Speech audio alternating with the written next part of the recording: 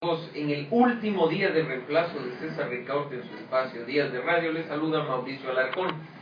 En esta oportunidad contaremos con la presencia de Lautaro Ojeda, quien es doctor en jurisprudencia, nos decía hace un momento, abogado en desuso. Digo, bueno, ahora somos bastantes los abogados en desuso porque nos han obligado a reinventar el derecho y a empezar a comprender cosas que jamás vimos en las aulas de clase. Pero Lautaro es además licenciado en sociología, catedrático universitario y autor de varios libros y ensayos sobre comunicación, violencia y seguridad, pero su fuerte, y nos lo decía hace un momento, es precisamente los temas de seguridad ciudadana.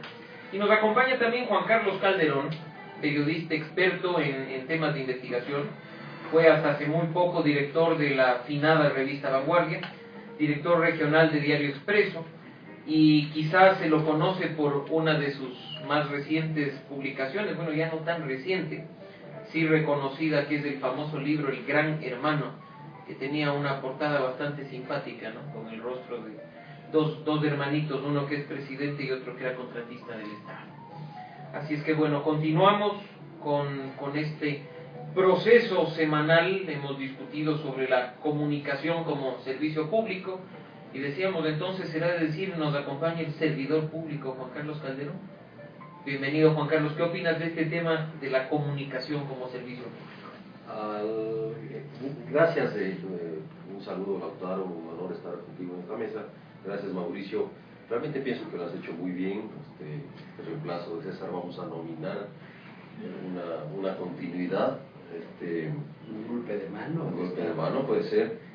Y bueno, respecto a tu pregunta, claro, sí suena complicado que se piense que un periodista, un ejercitador del periodismo, un reportero, sea catalogado como servidor público. Pero yo creo que un poco la intención tanto no es eso, más que una confusión que existe, creo que al más alto nivel de este país, para entender lo que es un servicio público o un servicio al público, ¿no es cierto?, o un servicio social también, que podría tratarse de esas relaciones.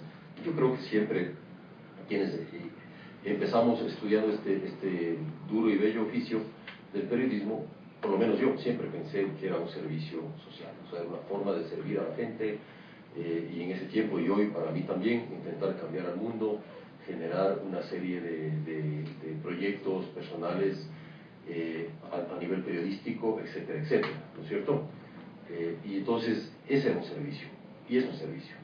O sea, nos planteábamos, me acuerdo, en nuestros principios de estudiantes, estoy hablando de inicios de la década de los 80, estudiantes universitarios, bueno, aparte de las broncas que teníamos en las luchas contra el incipiente neoliberalismo, el doctor Hurtado y el señor Pedro Cordero, aparte de eso, claro, planteábamos una serie de, por ejemplo, el periodismo o la comunicación alternativa, que lo entendíamos como una forma de servir, ¿no es cierto?, a las comunidades, a las organizaciones sociales, a los movimientos sociales de este país, de nuestro país. Y claro, nosotros nos formamos en eso. Me acuerdo, yo trabajaba y era no asesor de comunicación, sino no había esa figura antes, pero yo trabajaba como periodista para la Federación Nacional de Trabajadores Petroleros, y mi trabajo era no solo generar un periódico mensual que se llamaba Jornada Sindical, que tirábamos 4.000 ejemplares, sino además manejar la imprenta, teníamos una imprenta, y dar cursos de capacitación en todos los sindicatos, talleres de capacitación en lo que se llamaba la propaganda sindical, la comunicación alternativa, diríamos. Es decir, y era enseñarle a la gente todos los trucos y la carpintería del oficio del periodismo. Cómo hacer un periódico popular, cómo hacer una cartelera, por ejemplo, para colocar en los sitios de trabajo. Ese tipo de cosas, que era parte de nuestro aprendizaje común. Luego ya entramos a otra dinámica, digamos, a los grandes medios, o grandes o pequeños, digamos, en el tiempo yo entré al Hoy, no sé si era grande o pequeño en ese tiempo, y al semanario Punto de Vista, que recordarás, claro, era un semanario de series especializado en temas de derechos humanos, movimientos sociales, que trabajábamos ahí. Y también era un servicio, digamos, lo considerábamos eso. ¿Sí? O sea, entonces para mí, sí, es un servicio al público. No al público en general, al público no, hay públicos generales. Hay un público, creo yo, específico, siempre hay una comunidad a la que uno atiende en este tema de la comunicación y el vicio del periodismo, pero es una forma de servirle, ¿cierto? Porque yo creo que el periodista es un mediador, o sea, que lleva el mensaje, el conocimiento, la cultura, la información, los hechos, las denuncias de una comunidad a otra. Bueno, y Juan Carlos nos está mencionando un nuevo término de lo que vamos viendo en esta semana. Hemos visto servicio público, hemos visto servicio de interés público y ahora tú dices servicio al público. Basado en eso, Lautaro, si la Constitución consagra la comunicación como un derecho, y a lo largo del articulado constitucional vemos que habla del derecho a la comunicación como un derecho de todos, de manera individual y colectiva, ¿no es en alguna medida bajarle de categoría, ponerle en una ley además como un servicio público? Anclado además a otro término que está mencionado en el artículo 71, diciendo que la información es un bien público. A ver, el tema no es simple. Yo he tratado, a partir de la invitación que ustedes me hicieron, he tratado de indagar un poco desde el punto de vista del derecho, desde el punto de vista de las definiciones, e incluso de la filosofía, etc. A ver, creo que hay que comenzar señalando la diferencia entre, se trata de un derecho, ¿no es cierto? La Constitución habla de un derecho a la comunicación y da, al menos para mí, 5 características que son fundamentales. Lo caracteriza como un derecho libre, intercultural, incluyente, diverso y participativo. Creo que son características fundamentales. Ahora, esto además de acceso universal. Evidentemente que este derecho puede producir servicios, puede generar servicios, pero que lo puede generar servicios, por cierto, no solamente, es decir, el sector público-privado, ejercer esos derechos dentro de la perspectiva y las características señaladas por el artículo 16 de la Constitución. Pero cuando se habla de bien público, de servicio público, estamos hablando realmente ya de un trabajo propiamente que le corresponde al Estado. Eso presta servicios.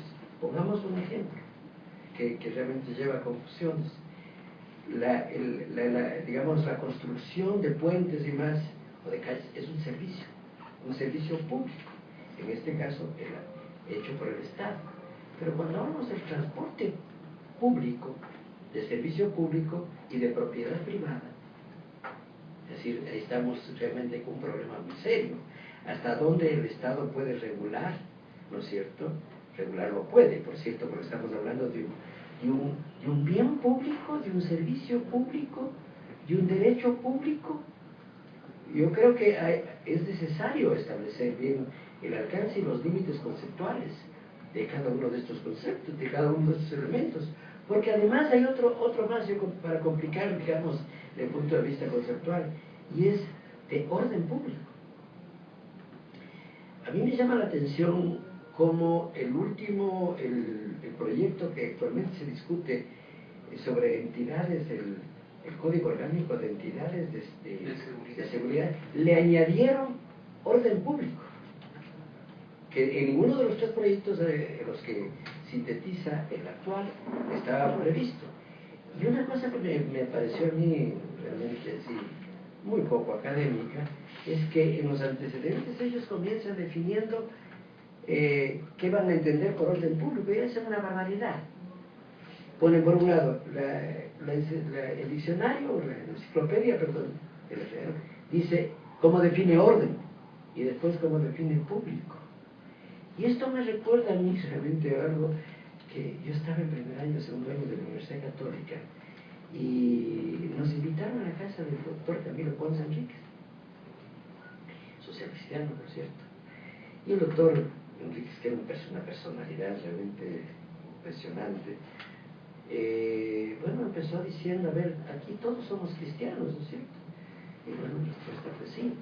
Y todos creemos en la democracia. Ergo somos demócratas cristianos. Una definición bastante... Sí. Bastante En la suma de las partes. Es una barbaridad. Si bien es cierto, comienzan, digamos, a ir diciendo que es orden y que es público, y después entran. ¿Por qué traigo a colación esto? Porque realmente no se puede realmente decir, a ver, hablamos de un bien público, que es un bien que es público. Hablamos de un servicio que es un servicio privado, que es un servicio público, sino que es un concepto, un nuevo concepto realmente. A ver, yo creo que no entiendo bien por qué le bajan de categoría, como tú decías, ¿no? Si te bajan es un derecho, está clarísimo el derecho. ¿Qué intenciones o qué podría deducirse de ponerlo como bien público o servicio público? Que realmente hay un control por parte del Estado, como podría serlo en los servicios públicos, así digamos, que el Estado es aquel que, digamos, administraría de alguna manera, proporcionaría esos servicios, y por lo tanto tendría el Estado derecho de intervenir. No sé, a mí me gustaría, y si hubiera conocido esta invitación antes, me hubiera gustado acudir en las actas de debate del Congreso para ver cuáles fueron los justificativos que están detrás de esta denominación, porque allí obviamente quien lo propuso debe haber fundamentado, ¿no es cierto? Entonces, a ver cuáles fueron los argumentos que el proponente señaló para hablar de eso. Pero es una preocupación que la voy a hacer más adelante porque me parece muy interesante. Sí, no, y creo que hay que, para quienes nos escuchan también, recordar lo que ya hemos mencionado el lunes y el miércoles en nuestros programas anteriores. En la línea de lo que dice Lautaro precisamente, el artículo 314 de la Constitución le pone al Estado como el gran responsable de la provisión de estos servicios públicos, no únicamente de los que ya están ahí determinados, agua potable, energía eléctrica, telecomunicaciones, sino que dice además los demás que determinen la ley. Entonces, si en la Ley Orgánica de Comunicación está determinada la comunicación como servicio público, aplicando la Constitución, artículo 314, quiere decir que el Estado es el responsable de proveer este servicio público de comunicación. De la mano, decíamos, del artículo 315, que nos dice que el Estado constituirá empresas públicas para la gestión de la prestación de estos servicios públicos. Es decir, que podría darse la creación de una empresa pública de comunicación. No sería, por muy descabellado que a muchos les suene la idea, no sería ilegal, inconstitucional de ninguna forma, bajo la existencia de las disposiciones constitucionales y de la Ley Orgánica de Comunicación. Juan Carlos, ¿tú tienes algún conocimiento de temas históricos? Y revisando la Ley de Prensa de Franco de 1938, porque mucho se dice que hay símiles entre las dos leyes mencionadas. Ahí se establecía un servicio nacional vinculado a la comunicación. ¿No podría ser que estamos entonces, para variar como ocurre en algunas normas, haciendo serios y graves retrocesos? En lugar de hablar de la evolución hacia un derecho, estamos retrocediendo hacia un servicio público. ¿Cuáles son los riesgos de que esto ocurra de cara a la situación de la comunicación en nuestro país? Bueno, yo lo que creo es que todo esto es un proceso contrarrevolucionario, a todo nivel, ¿no? A todo nivel, y reaccionario. Entonces, partiendo de eso, es obvio que en el tema de comunicación se desconocen los avances que se han tenido a nivel mundial al respecto. Voy a referirme a lo que tú decías al principio, y voy a argumentar por qué lo dijo. Ya el propio presidente habló de un ministerio de comunicación, lo dijo. O sea, bajo ese razonamiento, si la comunicación es un derecho, un servicio público, ¿cierto?, tutelado por el Estado, por tanto, no es necesario, dijo, tener un ministerio de comunicación. Todo el mundo, los que tenemos ciertas lecturas, nos retrotraemos al Ministerio de Propaganda Nazi, al Servicio Nacional de Franco, etcétera, etcétera. A todo la concepción de que un Estado, que es el que tutela los derechos, ¿no es cierto?, determina o institucionaliza un bien público llamado comunicación social. Por ello tiene lógica, o sea, todo esto es un proceso lógico.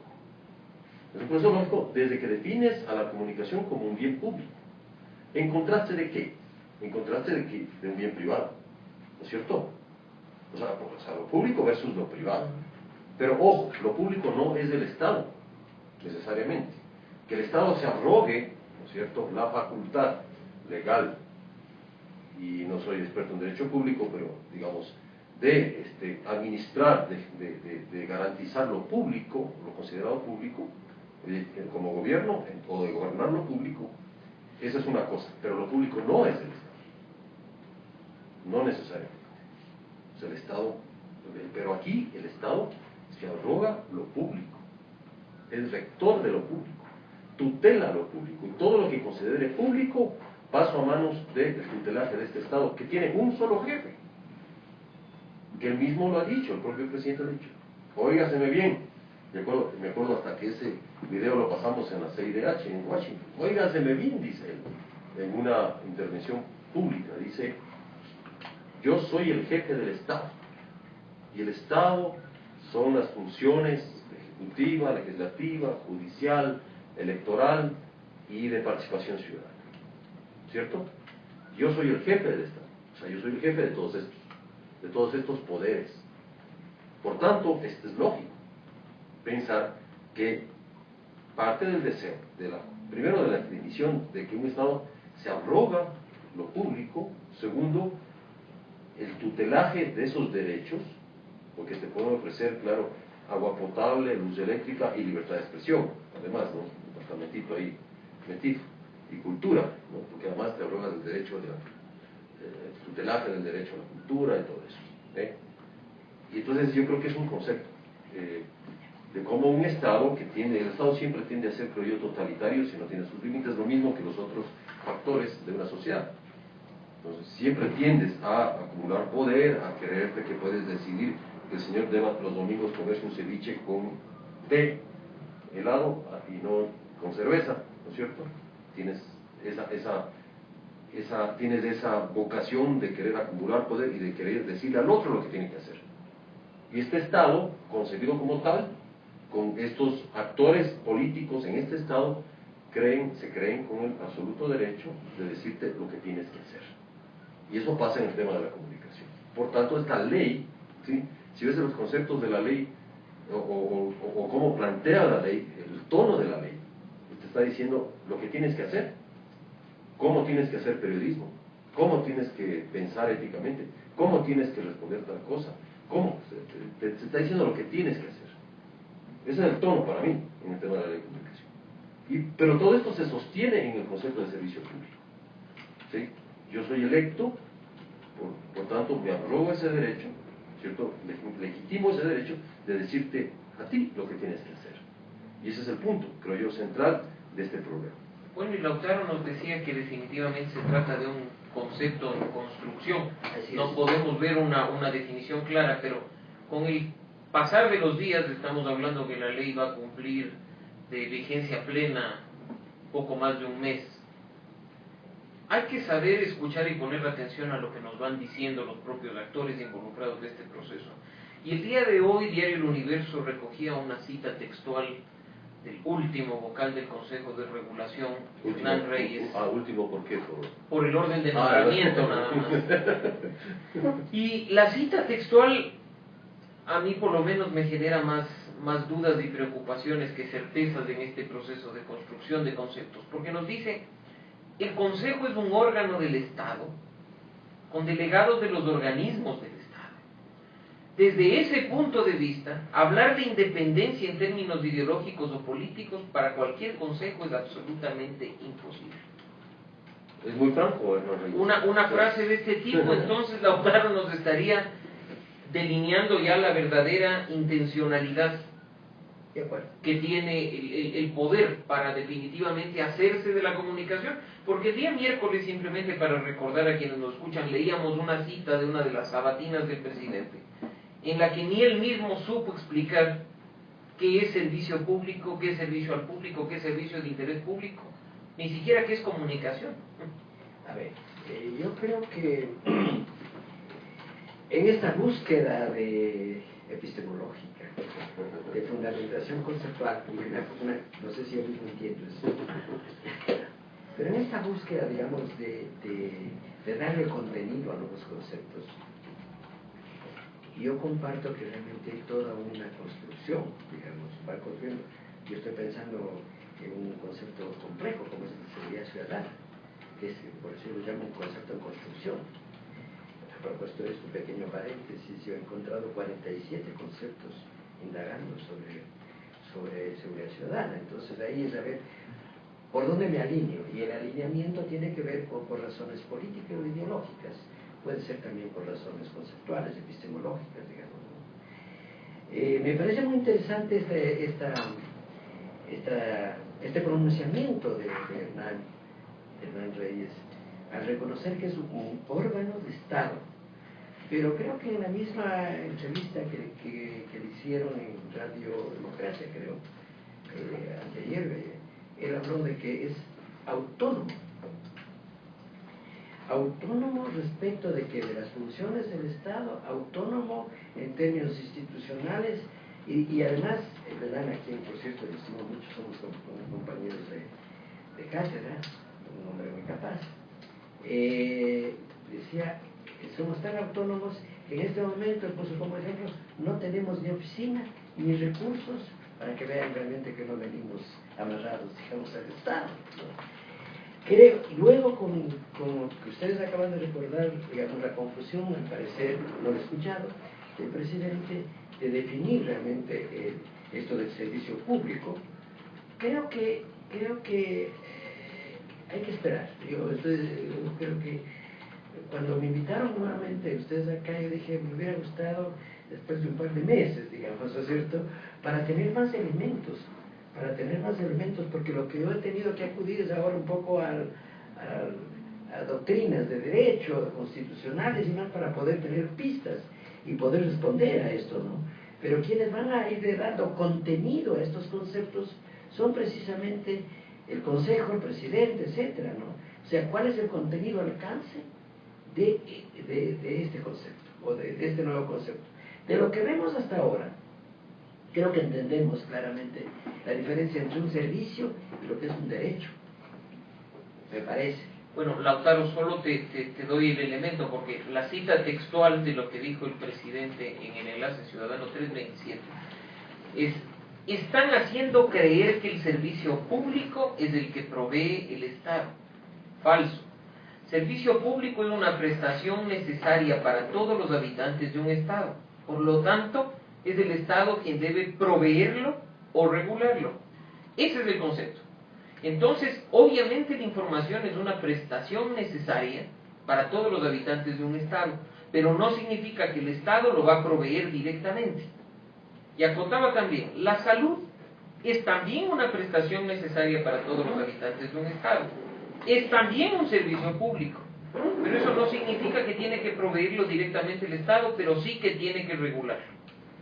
La verdad es que yo vuelvo a leer y no entiendo absolutamente nada de lo que nos quiso decir. A ver, este rato me acaban de serruchar el piso conceptual, digamos, ¿no es cierto? Porque da igual, yo digo, a ver. Esa es la tarea, presidente. Eso no es. A ver, eso no es, en definitiva. Yo tengo entendido que, claro, no todo servicio público es digamos, de provisión del Estado, evidente. El ejemplo clarísimo es el transporte. Es un servicio público de propiedad privada. Esa puede ser una comprensión, pero la otra comprensión es, a ver, si estamos hablando de servicio público, estamos hablando, incluso yo estaba mirando Cabanelas, por ejemplo, ¿no? El diccionario enciclopédico, la enciclopedia jurídica de Cabanelas, y él establece claramente, pone como ejemplos calles, puentes, etcétera. O sea, esos son los servicios de provisión de agua potable, etcétera, ¿no es cierto? Los servicios que el Estado puede. Ahora, con la contribución del sector privado, sí, puede hacerlo. El sector privado puede, ya sea por sí mismo o por delegación, puede asumir un servicio público, pero, a ver, pero eso significa que el Estado necesariamente tenga que, yo diría que puede regularlo, los servicios estoy hablando, en general. Si aplico ese concepto, entonces tendría derecho a regularlo. Pero si yo, en cambio, me quedo con el principio constitucional que habla de derecho, ahí ya estoy en otra andadera. Porque el derecho realmente, las características que hemos mencionado, de libre, etcétera, puedo regular la libertad, puedo regular el carácter diverso, participativo de. Entonces yo creo que son dos ámbitos de debate que hay que empezar a ver qué grado de relación o de interrelación tienen. Y bueno, yo espero que después de unos 4 meses, si alguien me invita a esto, creo que tendré más elementos para poder tener otros contenidos, ¿no? Lo grave resulta justamente eso, ¿no? Tener ya una ley durante un mes y que no tengamos clara la intencionalidad de la ley, no tengamos claros los conceptos que están incorporados a la ley, con lo cual, de una u otra medida, como ayer mencionaban algunos, nos tocará esperar el reglamento, porque ahora resulta incluso que la ley menciona al Consejo como una instancia también de emisión reglamentaria, pero el Consejo termina diciendo que va a coordinar con la Presidencia de la República la emisión de un reglamento. A ver, yo creo que este debate termina siendo, a mi criterio y con mucho respeto, finalmente inútil, porque lo que se intenta aquí es de alguna manera justificar, o sea, y que todo el mundo nos pongamos a explicar y entender o qué quiso decir o cómo quieren decir, el acto político del control de la información. Es un acto político, la ley de comunicación es un acto político de control de la información, o sea, de control de la libre circulación de las ideas, lo cual, como dice el doctor, es imposible. O sea, tomando en cuenta que es un derecho, tomando en cuenta que uno lo puede reclamar y exigir como tal, tomando en cuenta que el Ecuador es signatario de un montón de convenios internacionales que tienen que ver con eso, porque no es, necesito aquí se cree que se fundó el país en el 2007, no, y que las grandes nuevas ideas del buen vivir, etcétera, aparecieron en el mundo en el 2007, no es así. Todo el mundo, todos los gobiernos totalitarios y autoritarios han pretendido en nombre de la libertad, en nombre de la democracia, en nombre del bien común, ¿cierto? Nos han querido mostrar el paraíso y por tanto se han tomado ese paraíso por asalto y lo que han hecho es empezar a controlar, para justificar el control del poder. Por tanto, me parece que hay un acto político ahí. La ley puede tener un montón de conceptos, la Constitución puede tener un montón de conceptos, pero de hecho, insisto, el interés fundamental, políticamente hablando, y propagandísticamente hablando también, es la intención del control de la información. A ver, yo ahí disinterí un poco, pero... Sí, pero bueno, ¿por qué? Porque este Estado, ¿no es cierto?, al cual el presidente le intenta dar la justificación de la regulación de la información, porque dice, es como la salud, entonces, como es una cuestión, la salud tiene que ser pública, pero hay clínicas privadas, pero estas deben ser reguladas. Con ese mismo concepto, habla de la información, o de los generadores de información, pero el problema no está en el hecho de que se pueda permitir el funcionamiento de medios privados regulados, porque es lo que quiere decir el presidente, ¿no es cierto?, sino que además estás regulando el mensaje, estás regulando las ideas que circulan, porque tienen que circular libremente. No solo las regulas a través de una ley de comunicación, las judicializas. Entonces ya van a ver cómo viene el Código Penal Integral, ¿no es cierto?, en términos de desacatos contra la autoridad, etcétera, etcétera. Todo lo que se va a venir sobre el tema. Entonces judicializas la palabra, judicializas la opinión, en una serie de figuras que hablan desde la responsabilidad ulterior a la injuria y todo lo demás, ¿cierto? Pero en el fondo es el tema político. ¿Por qué? Porque ese Estado que hoy se arroga en términos de lo público, su control, su regulación, la provisión de sus servicios, etcétera, se cree dueño de la verdad. Y el problema de fondo es ese. O sea, te voy a poner un ejemplo. La ley de comunicación dice que la información debe ser contrastada, ¿no es cierto? A ver, entonces yo en un medio de información recibo un boletín de prensa de cualquier entidad pública, digamos de la Fiscalía, donde dice tal cosa respecto a una banda Yo tengo mi obligación, según la ley, es contrastar esa información. Pero lo que te están diciendo en el fondo es que la entidad pública es la que tiene la verdad. Esa es la verdad, la que dice en ese boletín. Por tanto, no tienes que contrastar, tienes que publicarlo como tal. Porque la ley dice, tienes que publicar cosas que son de interés público, ¿no es cierto?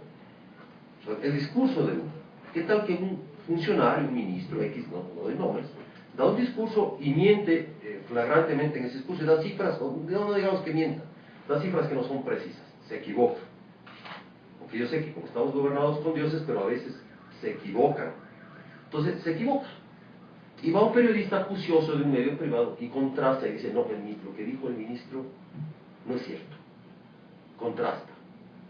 Pero como el Estado se cree el dueño de la verdad, los ministros se creen infalibles e intocables, y los funcionarios de menor rango se creen hasta con derecho de invadir el trolebús, la vía del trolebús. Son dueños del espacio y de lo público y de la verdad. Entonces es complejo, o está clarísima, perdón, la intención de controlar la información, de controlar el flujo de las ideas. Yo ahí te corto, Juan Carlos, porque acabas de decir algo bastante interesante en el sentido de son dueños de lo público, se creen dueños de lo público. Y la información como bien público, entonces, ¿qué significa? ¿No se supone que la información es de propiedad de todos los ciudadanos y que, por ejemplo, en lo que se refiere a información pública, el Estado resulta ser una suerte de guardián de la información que le pertenece a los ciudadanos y que el Estado está obligado a entregarla? ¿No estaríamos también, Lautaro, con este tema de información como bien público, afectando el libre acceso a la información que tenemos los ciudadanos? A ver, si bien es cierto que a veces puede parecer ser aburrido esto de citar la Constitución, pero es el principio, son los principios.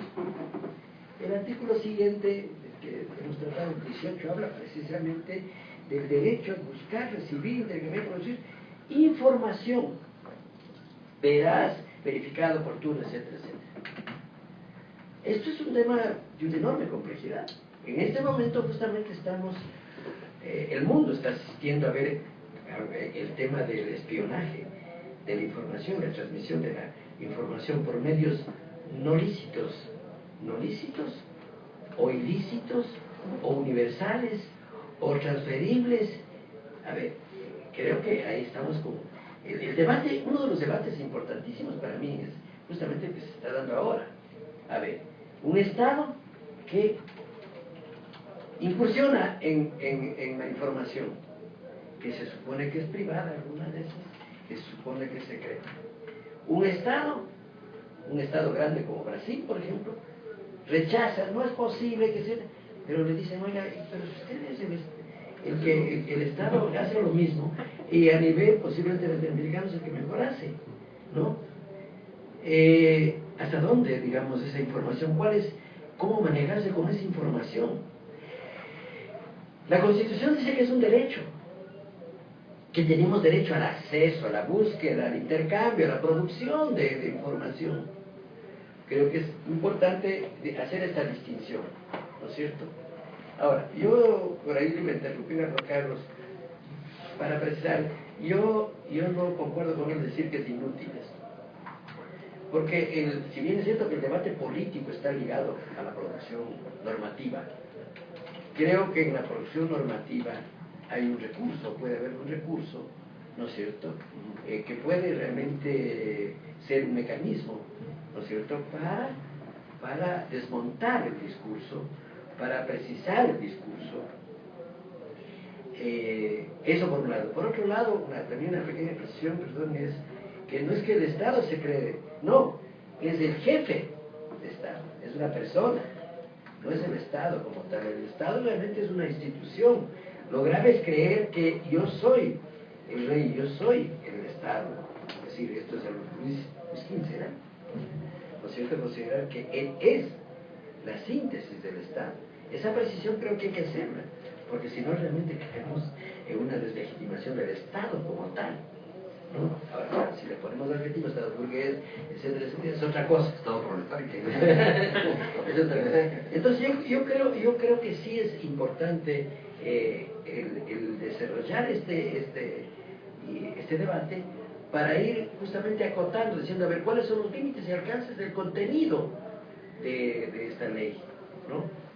A ver, pongo otro ejemplo, el famoso linchamiento mediático. Es una barbaridad jurídica, digamos, pero aparte de eso, el más bárbaro de eso es Andino, porque Andino, claro, porque Andino, yo supongo que el linchamiento es hacia las personas, etcétera, pero yo no lincho ante una cosa, no es un linchamiento ante una ley, pues. Bueno, la propia ley orgánica de comunicación especifica claramente en el artículo 26 que es para una persona natural o jurídica. No sé si ahora consideren que las leyes son personas jurídicas, ¿no? Bueno, entonces yo por eso a lo que voy es que creo que sí es útil el desarrollar esto, ¿no es cierto? Lo grave sería no discutirlo. Lo que va a decir, ya es un hecho político consagrado, ya lo dijo teologalmente, digamos, el representante de esta nueva concepción, lo dijo. No, pero justamente lo interesante sería que una ley desarrolle. Claro, o sea, estamos hablando que la información es un derecho, es. Estamos hablando que la comunicación es un derecho. Lautaro acaba de mencionar el término necesitamos desarrollar, por supuesto, debe haber un desarrollo progresivo de los derechos humanos fundamentales. Pero vemos la ley, y la ley ya nos habla de comunicación como servicio público, información como bien público, y en la práctica nos están obligando a nosotros a movernos en un parámetro. O sea, nos están obligando en definitiva a acatar nuevas reglas de juego, que no son en realidad reglas de juego, sino límites al ejercicio de los derechos fundamentales de la Constitución. Juan Carlos mencionaba hace un momento, igual Lautaro, algunas características. Y yo siempre, bueno, abogado, ya después la próxima semana se incorporará el periodista, los abogados somos bastante normativos y nos encanta mencionar normas. Pero los estándares internacionales, específicamente esta declaración de principios que forma parte de nuestro ordenamiento jurídico, es clara al decir que condicionamientos previos, tales como veracidad, oportunidad o imparcialidad por parte de los estados, son incompatibles con el derecho a la libertad de expresión. Y si nos vamos al artículo 22 de la ley, nos hablan del derecho a recibir información de relevancia pública veraz, y ya nos mete un montón de cosas más vinculadas a la oportunidad y demás, que nos están en definitiva diciendo, no, todo lo que se ha logrado como desarrollo de un derecho humano fundamental, para mejorar el ejercicio pleno de los derechos está mal.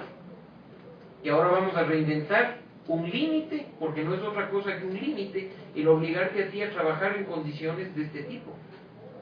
Sí, bueno, y quisiera admitir la aclaración de Lautaro en el sentido de que es probable que me haya expresado mal, en todo caso lo siento y expreso una disculpa en ese sentido. No quería yo minimizar ni volver peyorativo un debate necesarísimo en estos temas, ni tampoco decir que esto ya está determinado, porque yo he sido el primero en luchar contra eso, es decir, frente al tema de la ley, porque claro, por ejemplo, con el tema de vanguardia, del cierre de vanguardias, el argumento central fue que ya está la ley y no hay nada que hacer, ¿no? Por tanto nos vamos a la casa. Entonces ese fue el argumento central y yo luché contra eso y sigo. Entonces yo he sido el primero en cuestionar que nosotros como personas, como ciudadanos libres de este país, capitulemos, ¿cierto?, a la imposición de una ley a todas luces autoritaria. O sea, no es posible. O que esta ley sirva de pretexto para una capitulación a veces hasta entusiasta, ¿no? ¿Cierto?, de otros medios, lo digo con claridad, son medios privados que decidieron de por sí, ya, incluso antes de que salga la ley, dejar de hacer el periodismo de investigación y finalmente convertirse en registros oficiales, punto, sin ni siquiera contrastar la información oficial. Entonces, claro, esa es una capitulación también, y creo que es peor que cerrar. O sea, entonces, pero por eso digo que yo he sido el primero en expresar esa necesidad de luchar y de desbaratar y de desmontar estos hechos y estas intenciones a mi criterio totalitarias y reaccionarias, ¿no es cierto? Pero sí pienso que hay que reconocer también que es un acto político. Claro. A ver, ¿por qué? Porque venimos asistiendo los últimos 6 años a un acto es decir, el linchamiento político frente a los periodistas. Los periodistas hemos sido linchados sistemáticamente desde el Estado y desde el máximo poder, ¿no es cierto? Los periodistas no asalariados por el Estado, digamos, o no gubernamentales, hemos venido sistemáticamente siendo linchados simbólicamente, en palabras y en hechos también, juicios, prosecuciones, lo que sea, durante los últimos 6 años. Y esta ley, el presidente mismo lo ha dicho, o sea, lo que hay que reconocerles es la transparencia, o sea, el presidente mismo lo ha dicho, ya va a venir la ley para que vean cómo es, para estar en contra de sus abusos. Entonces, el victimario se victimiza frente a los medios, y es constante. O sea, llegan al extremo de culparle al mensaje y al mensajero de los hechos, lo cual es absurdo, es una ridiculez. Y le voy a poner un ejemplo, doctor y Mauricio. Recién estoy oyendo que se está haciendo una evaluación y análisis de cómo la prensa trató el caso Fibeca. Ya, perfecto, está bien que se haga eso. Entonces, pero por la forma que se expuso eso, da la impresión de que el problema real es cómo la prensa trató el caso Fibeca y no el caso en Fibeca en sí mismo, no la masacre, no los desaparecidos, no los asesinados, no la impunidad que se dio a partir del caso Fibeca. Porque eso sí el Estado no ha respondido, pero sí están evaluando cómo la prensa trató el caso Fibeca, porque parece que el problema no son los hechos, el problema es cómo se cuentan los hechos. Otro ejemplo, el caso de las fotos que aparecieron en Diario La Hora sobre la masacre de Guaguarani, ¿no? Parecía que el problema, según cómo reaccionó el gobierno y el Estado y otros organismos, que el problema eran las fotos, no la muerte de estas personas, y podemos reconocer que puede haber un problema en unas fotos de esa naturaleza, puede haber insensibilidades, puede lo que sea, pero el problema no está ahí, central. El problema es quién los mató, cómo fueron asesinados, qué pasa con los culpables, qué está haciendo el Estado para encontrar a los culpables, etcétera, etcétera.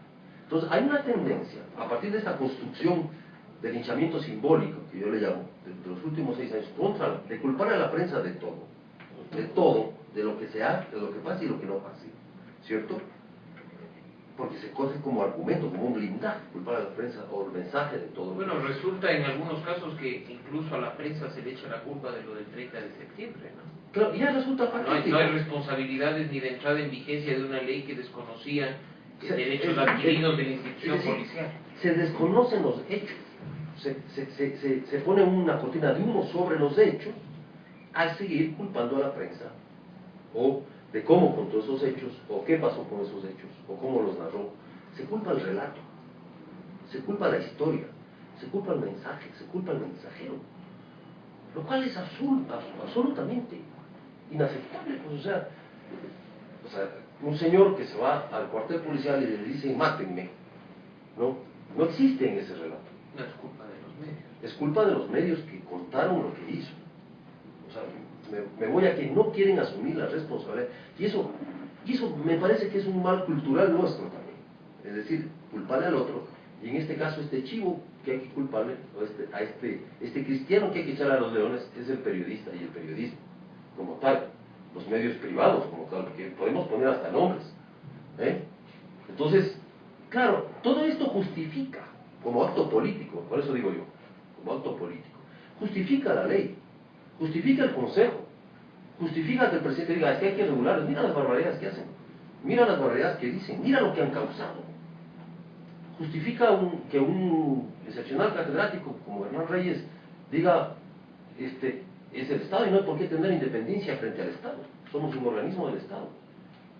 ¿Por qué? Porque todo se justifica diciendo, como estos son los malos de la película y se ha construido un discurso deslegitimador contra esos malos de la película, nosotros somos los buenos y por tanto les vamos a regular. Lautaro, antes quiero sentar una pequeña duda que podemos también ir aclarando en el tiempo que nos queda. Los medios, en un mundo ideal por supuesto, los medios públicos sí prestan un servicio público, y así se lo reconocen informes en materia de libertad de expresión especializados en la materia. En el caso ecuatoriano, tanto en la realidad como en el contenido de la Ley Orgánica de Comunicación, los medios públicos, gubernamentales e incautados prestan algún tipo de servicio público de comunicación. Creo que a ver, voy a dar una respuesta, pues, como decía un profesor mío, que dice sí y no al mismo tiempo sin contradecirse, ¿no? A ver, sí y no. Creo que cuando uno piensa en un servicio gubernamental, un servicio estatal, pensando en la BBC de Londres, ¿no es cierto?, están prestando un servicio público.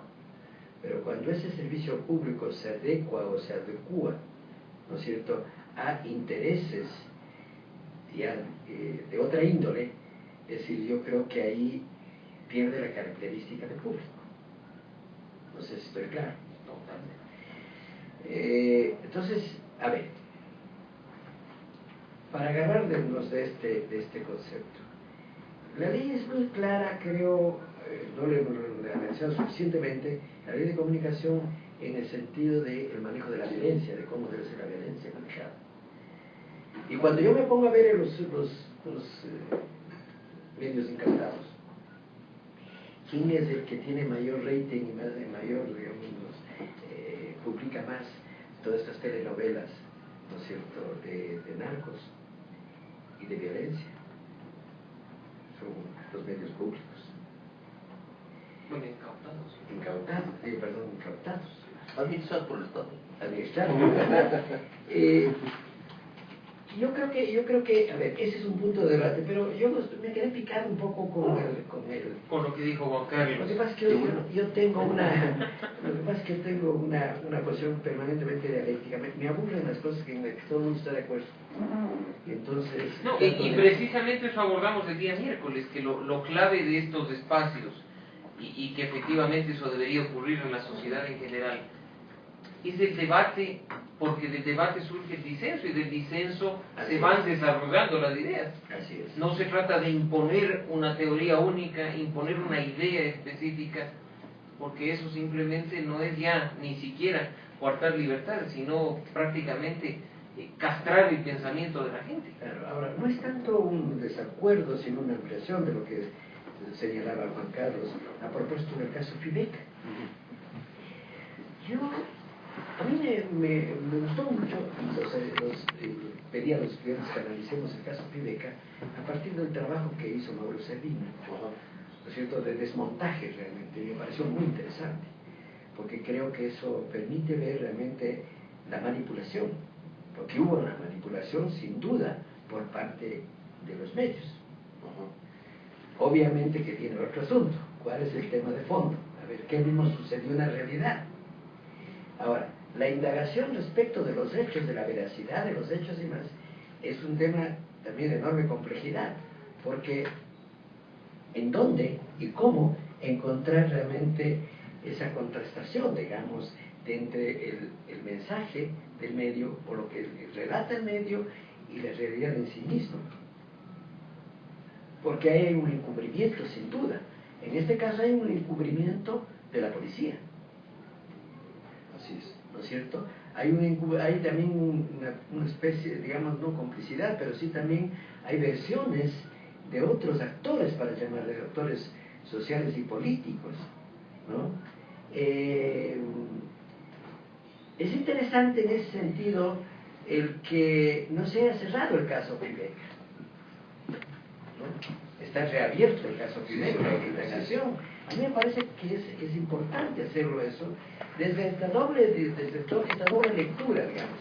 Yo diría, una lectura esencial de qué mismo sucedió, y otro es cómo fue relatado. Y yo sí creo ahí que hay relatos y relatos, y que creo que es necesario también establecer los límites, ¿no es cierto?, de ese relato en términos de la manipulación o no. O sea, tampoco yo les pondría de angelitos, ¿no es cierto?, a los medios. Creo que han cometido y cometen todavía algunos serios Sí. problemas, ¿no es cierto? A eso es un poco la aclaración Sí, que quería, sí, ¿no es sí. cierto?, hacer. Ahora, no estoy diciendo eso, doctor. Lo que estoy señalando es que primero, los relatos no son los hechos. O sea, Así es. son el relato de los hechos y son fragmentos de esta realidad. Correcto. Uno se acerca a la realidad, tú sabes más que yo, eres doctor en filosofía, por diversas entradas. Así es. Y uno de ellas y un relato periodístico es un jirón de esa realidad.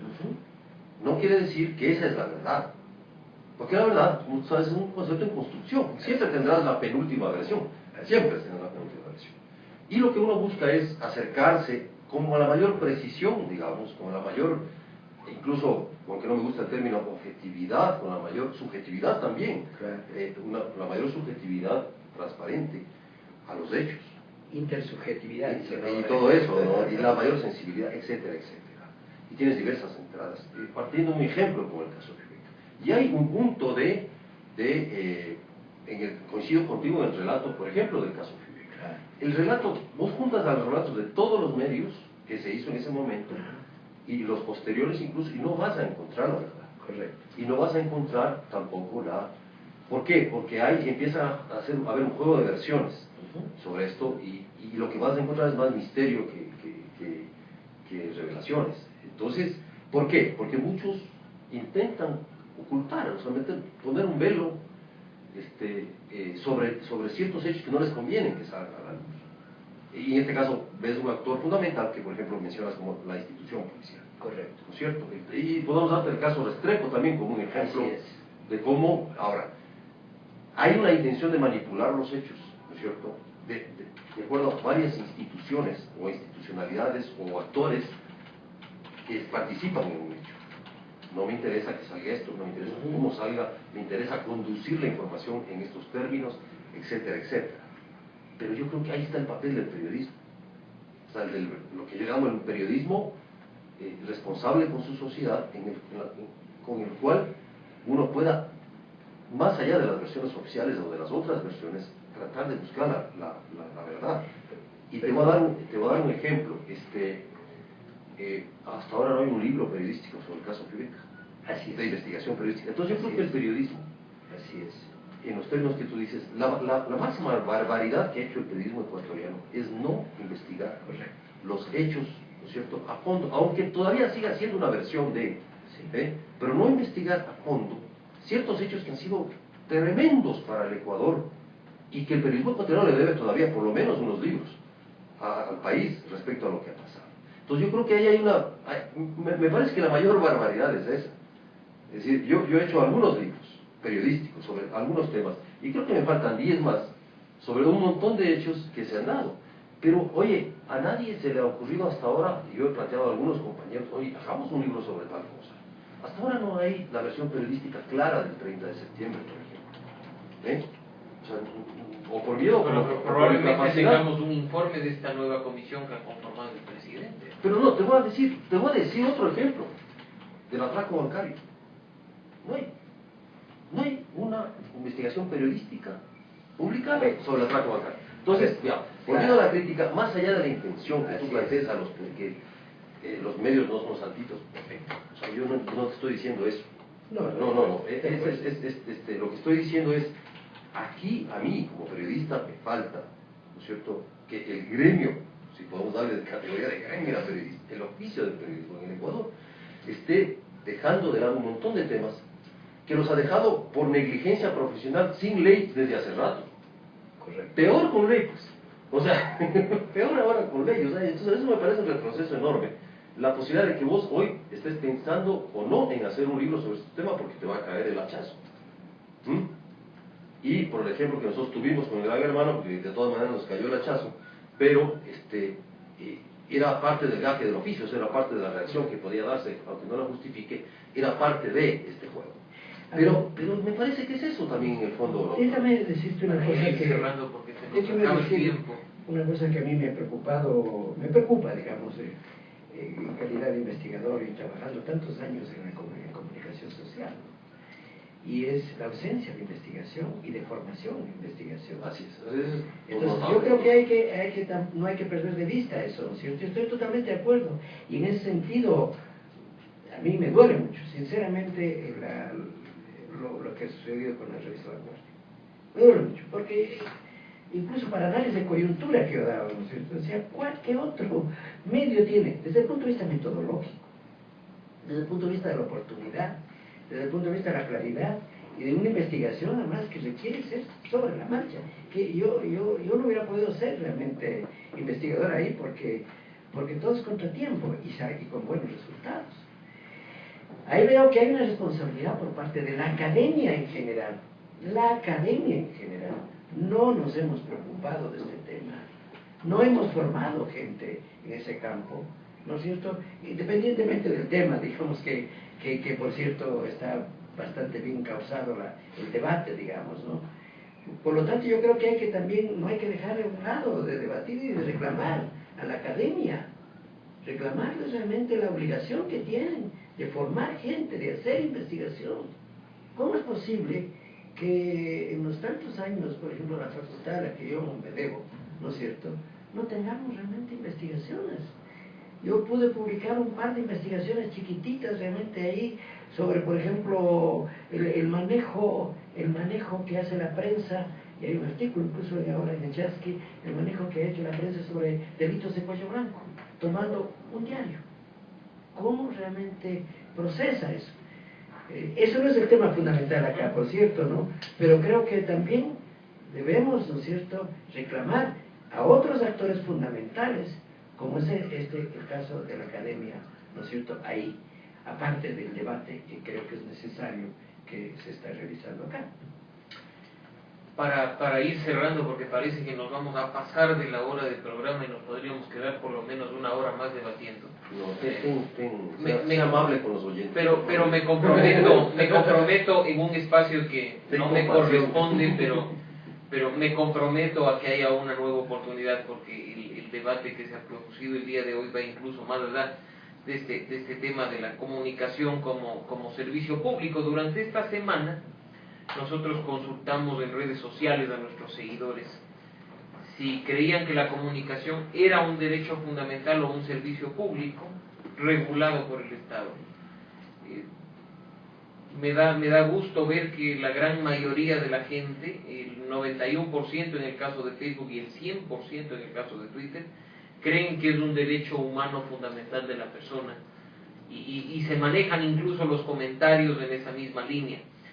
El ver que se ha incrementado el porcentaje de participación de nuestros seguidores es también sumamente grato. Que estos espacios en redes sociales sean la posibilidad de que el ciudadano común pueda expresarse sin limitación alguna. Por ello siempre invitamos a quienes nos escuchan, nos ven y quienes nos oirán posteriormente en el reprise del programa a que nos sigan en Facebook como Rayuela Radio y en Twitter como @RayuelaRadioEC. La próxima semana tendremos una nueva consulta sobre temas precisamente vinculados a la comunicación y esperamos poder contar con participantes del nivel de aquellos que nos han acompañado en esta semana. Muchas gracias, Lautaro, muchas gracias, Juan Carlos, le insisto en el compromiso para volver a contar con ustedes en un espacio de Días de Radio. Hasta la próxima semana, queridos amigos, en que tendrán el gusto de escuchar nuevamente a César Ricaurte.